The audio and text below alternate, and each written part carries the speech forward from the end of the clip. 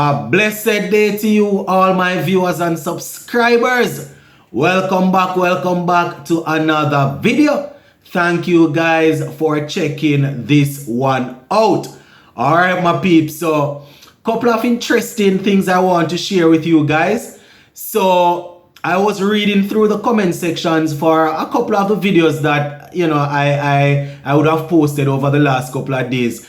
And I noticed quite a few people are talking about the fact that there are a lot of Bajans in the squad. You understand?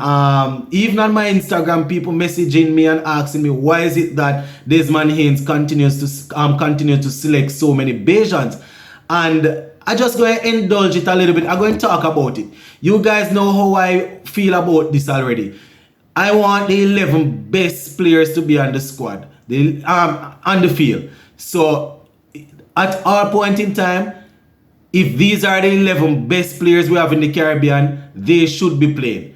So I took a look at the squad and I was saying to myself, it's a strong possibility that in that first test against South Africa, we might have 7 or 8 people, players from Barbados taking the field.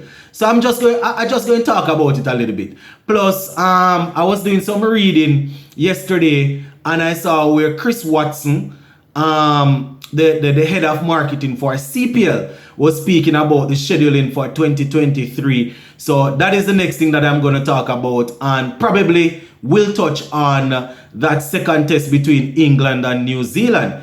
England really showing us what test cricket is like these days. So make sure you watch until the end, and if you have not yet subscribed while you are watching, just hit that subscribe button, my peeps. So let us kick things off with this CPL story first. So according to Chris Watson, who is the head of marketing for CPL, the schedule for 2023 CPL will be coming out shortly. He was talking about how successful last year's staging was. The fact that they were able to generate a lot of revenue, a lot of income, a lot of especially over there in Guyana. I think they had the final. So he was talking about hotel rooms being sold out, all sort of things, talking about how good it was for tourism and things. So they are looking forward to having something like that this year or even better. As you know, that the final will be staged in Guyana again this year. So they are looking to sell out all of the hotel rooms. They are looking to get as many tourists in as possible as they continue to build the brand. So the most important thing that I got out of that little interview there is that the scheduling for this year, CPL, will be out shortly. And he was also saying that they should be able to get games, they should be able to have a couple of other countries hosting. I think last year we had probably 4 countries hosting. So according to him, they should have a couple of other places hosting, because the big C thing is not that big right now. So they should be able to get a couple of other teams, countries hosting. So that is basically, my viewers and subscribers. The schedule for CPL 2023 will be out soon, and they're looking to get the players to travel around some more. So that is it where the CPL part is concerned. So moving into what can be considered a very controversial part or segment of this video. So as I said, I was going through the comment sections for a couple of the videos that I posted recently talking about West Indies, and quite a few people are upset, genuinely upset, that there are too many Bajans in the squad. And according to them, it's because Desmond Haynes is the lead selector. That is what they are saying. You understand? If I should look at this squad, I would say that most of these, or all of these Bajans that are in the squad, deserves to be in the squad. Whether or not all of them make it to the playing 11 is a whole nother thing. So looking at this test match that is coming up, it's a strong possibility that we will see 1, 2, 3, 4, 5, 6, 7 Bajans or Barbadians played in that first test match. I can't tell when last I would have seen something like that. Probably the last time I saw something that close would have been in white ball cricket when we had a lot of Trinidadians in the team. And people were of the view that it's because Phil Simmons, was the coach and Kieran Pollard was the captain. Even though most of these Trinidadians were very, very good, not say very, very good, but they were outperforming most of the other T20 white ball players in the Caribbean. So if you want me to drag your memories, at that time we probably had people like Evan Lewis in the squad. We had Lendell Simmons, that is 2. Sunil Narayan 3. Kieran Pollard 4. Dwayne Bravo 5. We also had people like who else? I think Ravi Rampal at one time 6. Puran, if I didn't call his name already, 7. And a couple of others. So we had up to 7, 8 of them in the squad, and people were of the opinion that it's because it's cronyism and favoritism and all of them things there. So these are the 7 players that we might see take the field. Brathwaite, Rastan Chase, Kyle Mayers, Jason Hola, Roach, Alzari Joseph, and probably Akeem Jordan. So those are 7 Bajans in the squad. I think it's a 15-man squad if I'm not mistaken, or somewhere thereabout. And we probably will see 7 of them in there. But as I said, I am just addressing this because it's worthy of being discussed, and quite a few people are talking about it in the comment section.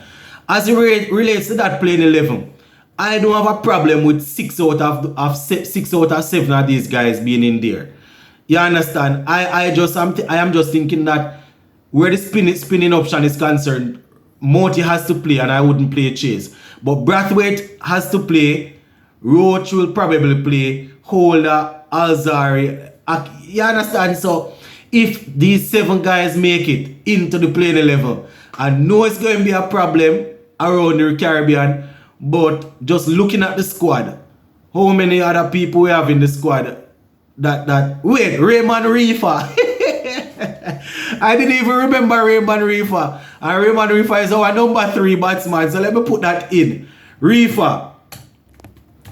So that is no longer 7. 8. So that leaves 9, 10, 11. So 3 other players probably will get in. And this is just me saying it's a possibility. You understand? So we're probably going to see Brathwaite, Chase, Mayers, Hola, Roach, Alzari, Akeem, and Reefer. And I am just making this video because, I want people from other parts of the Caribbean to really talk about this. And,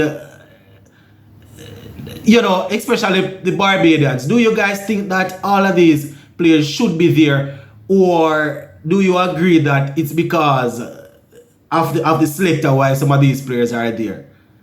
Personally, I don't have a problem with this squad here. I don't have a problem with this squad. I want to see traditional batsmen, as in having 5 specialist batsmen, a all-round and pace bowler. But as I always say, so in the region, the so-called all-rounders, they tend to outperform the specialist batsmen and the specialist bowlers in the regional tournament. So that is why we continue to get these sort of selections. So would you guys have an issue with 8 players from one part of the Caribbean representing? I know some people say it's West Indies, so you need a little bit of everyone from the Caribbean. I have my views, and I am not necessarily telling everyone to work with my views. My opinion is that the 11 best players from the Caribbean should be on the field at all point in times once they are available. Doesn't matter where they are from. You understand? So I am just putting this out there to see what you guys think about it. Not to stir up anything, just to hear, because it is being discussed. So I just want to have a civilized discussion here in the comment section and hear what you guys are thinking. Alright, so jump off that topic now. Before we leave, England versus New Zealand. That test match there, second test, 2 of 2. England making 435 for 8 declare. Joe Root and Harry Brook getting centuries. You understand? Harry Brook getting 186, so not much on what I spoke about yesterday. Joe Root going on to get a 150. You understand? He made 153. So 435 for 8 is what they got. And we had Matt Henry for New Zealand getting 4 wickets. Now, in reply, New Zealand, they slipped to 138 for 7. And I don't know what's happening, my viewers and subscribers. New Zealand moving from test champions, going all the way down in test cricket. And so far, James Anderson taking 3 wickets and Jack Leach picking up 3. So those are the chief destroyers so far for England. New Zealand still trailing by 297 runs. So there you have it, my viewers and subscribers. All packed in 11 minutes for you guys. Big up on yourself. Stay safe. Enjoy the rest of the weekend.